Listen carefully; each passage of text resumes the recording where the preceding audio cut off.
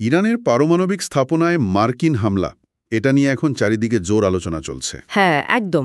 আজ আমরা দুটো ভিন্ন বিশ্লেষণ মানে বাংলাদেশ আর কানাডার দুজন বিশ্লেষকের কথোপকথন সেটা একটু খুঁটিয়ে দেখব, বোঝার চেষ্টা করব এর পেছনের কারণটা কি, বিভিন্ন জায়গায় মানুষ কিভাবে দেখছে আর সামনে কি হতে পারে। ঠিক।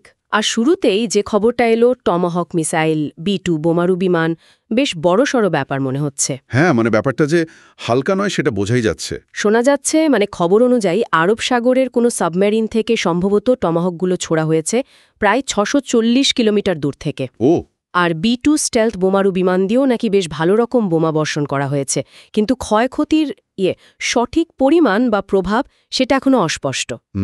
এই ধরনের পরিস্থিতিতে যা হয় আর কি, প্রাথমিক তথ্য পাওয়াটা কঠিন। একদম। আচ্ছা, যদি একটু পশ্চিমা বিশ্বের দিকে তাকাই, মানে ধরুন আমেরিকা বা কানাডা, তাদের কাছে ইরানের ব্যাপারটা তো ঐতিহাসিকভাবেই বেশ স্পর্শকাতর, তাই না? অবশ্যই। ওই যে 1979 সালের জিম্মি সংকট তেহরানে, ওটা ওদের মনে এমনভাবে গেঁথে আছে হ্যাঁ হ্যাঁ। যে ইরানকে তারা বহুদিন ধরে একটা কি বলে পরায়া বা অস্পৃশ্য রাষ্ট্র হিসেবে দেখে। হ্যাঁ, এই পুরনো ইতিহাসটাই কি এখনকার প্রতিক্রিয়ার মূল কারণ, মানে এই হামলাকে সমর্থন করার পেছনে? অনেকটা তাই। ইতিহাসের ওই তিক্ততাটা কাজ করে। তাই ওখানকার অনেকেই হয়তো ভাবছেন ইরানের পারমাণবিক বোমা বানানো আটকাতে এই হামলা ঠিক আছে। কিন্তু এখানেই তো আবার ওই ভণ্ডামির প্রশ্নটা ওঠে। ঠিক, মানে অন্য দেশের পারমাণবিক অস্ত্র থাকলে ঠিক আছে, কিন্তু ইরানের বেলায় নয়। একদম। এটাই বিশ্লেষকরা বলছেন যে এটা এক ধরনের হিপোক্রেসি। অবশ্য এটাও ঠিক যে ওবামা যখন ছিলেন 2015 সালে যে চুক্তিটা হয়েছিল JCPOA, হ্যাঁ, পারমাণবিক চুক্তি। ওটা কিন্তু একটা শান্তিপূর্ণ সমাধানের পথ খুলেছিল, ইরানকে শান্তিপূর্ণ পারমাণবিক শক্তি ব্যবহারের সুযোগ দিয়েছিল। কিন্তু আমরা যদি একটু দক্ষিণ এশিয়ার দিকে দেখি, মানে বাংলাদেশ, ভারত, পাকিস্তান, এখানকার সাধারণ মানুষের অনুভূতিটা মনে হয় বেশ অন্যরকম। হ্যাঁ, এখানে অসন্তোষটাই বেশি। অনেকে এটাকে দেখছে যে একটা বড় শক্তিধর দেশ একটা অপেক্ষাকৃত ছোট দেশকে দাবিয়ে রাখতে চাইছে, যারা হয়তো নিজের মতো করে দাঁড়ানোর চেষ্টা করছে। ওই যে ইরানের শাহের আমলের স্মৃতি, মার্কিন সমর্থিত শাসনের অভিজ্ঞতা, সেটারও কি কোনো প্রভাব আছে? আছে তো বটেই। শাহের পতন, তার আগে আমেরিকার সমর্থনপুষ্ট শাসন, এসবের কারণেই ইরানিদের মনে পশ্চিমাদের নিয়ে একটা অবিশ্বাস, একটা তিক্ততা তৈরি হয়েছে। দক্ষিণ এশিয়ার অনেকেই সেটার সাথে নিজেদের মেলাতে পারে বা সহানুভূতি দেখায়। আর মধ্যপ্রাচ্যের সেখানে তো আরও জটিল সমীকরণ, তাই না? খুবই জটিল। এক এক দেশের এক এক রকম প্রতিক্রিয়া। যেমন ধরুন কুয়েতের কথা। কিছু থিঙ্ক ট্যাঙ্ক বা গবেষকদের বিশ্লেষণে মনে হচ্ছে তারা হয়তো অখুশি নয়, তাই নাকি? তারা হয়তো ভাবছে এতে ইরানের ক্ষমতাটা একটু কমবে, যেটা তাদের জন্য স্বস্তির।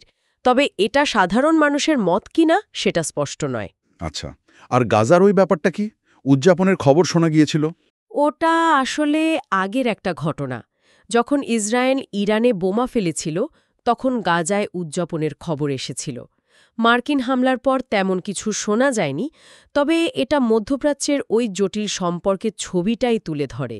ঠিক, সৌদি আরব বা সংযুক্ত আরব আমিরাতও নিশ্চয়ই চিন্তিত ইরান পারমাণবিক শক্তিধর হয়ে উঠলে।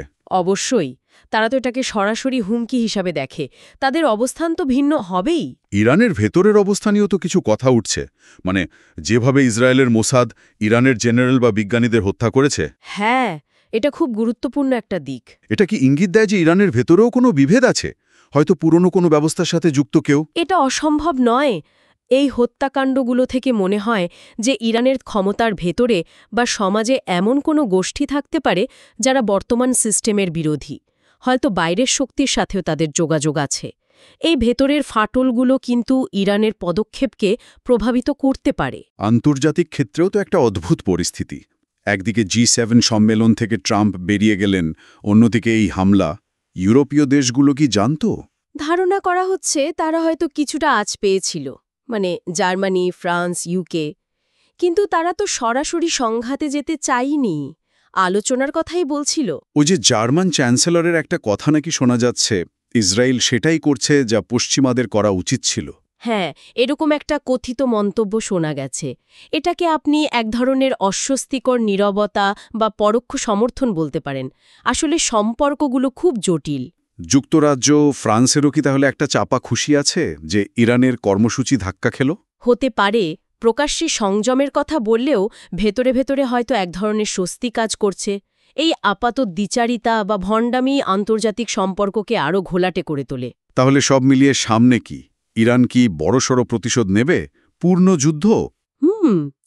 বেশিরভাগ বিশ্লেষকই মনে করছেন ইরান সম্ভবত সরাসরি যুদ্ধে জড়াবে না। প্রতিশোধ নিতে পারে, কিন্তু হয়তো সেটা হবে সীমিত, কৌশলগত কোনো টার্গেটে, যাতে পরিস্থিতি নিয়ন্ত্রণের বাইরে না যায়। হ্যাঁ, সেরকমই। পুরো ব্যাপারটা একটা লম্বা খেলা। সেই যে ট্রাম্প চুক্তি থেকে বেরিয়ে গেলেন, তখন থেকেই এটা চলছে। বিশ্বে অস্থিরতা বাড়বে, তবে তৃতীয় বিশ্বযুদ্ধের সম্ভাবনা কম বলেই মনে হয়। অন্য দেশগুলো? বেশিরভাগই হয়তো দর্শকের ভূমিকায় থাকবে। এখন দরকার খুব বিচক্ষণতার, মানে কুলার হেডস প্রিভেল যাকে বলে, মাথা ঠান্ডা রাখা। পরিস্থিতি যে খুবই সংবেদনশীল তা নিয়ে কোনো সন্দেহ নেই। আর এই একটাই ঘটনা, অথচ ইতিহাস, স্বার্থ, ভূ রাজনীতির কারণে পৃথিবীর বিভিন্ন প্রান্তে কত রকম দৃষ্টিভঙ্গি। সেটাই। আর এই জটিলতাটা আমাদের একটা বড় প্রশ্নের মুখে ফেলে দেয়। কি রকম? যে এই যে পৃথিবীটা ক্রমশ আরও বেশি সংযুক্ত হচ্ছে, আবার বিভেদও বাড়ছে, ভবিষ্যতে কি দেশগুলো এই ধরনের সংঘাত মেটানোর জন্য অন্য কোনো পথ খুঁজে পাবে, নাকি এই চক্র চলতেই থাকবে? অথবা আরও নির্দিষ্ট করে যদি ভাবি, ইরানের ওই অভ্যন্তরীণ বিভেদ যা আমরা প্রায়শই এড়িয়ে যাই, সেটা আসলে এই আন্তর্জাতিক সংকটে কতটা প্রভাব ফেলতে পারে? এই প্রশ্নগুলো নিয়ে আমাদের মনে হয় আরও ভাবা উচিত।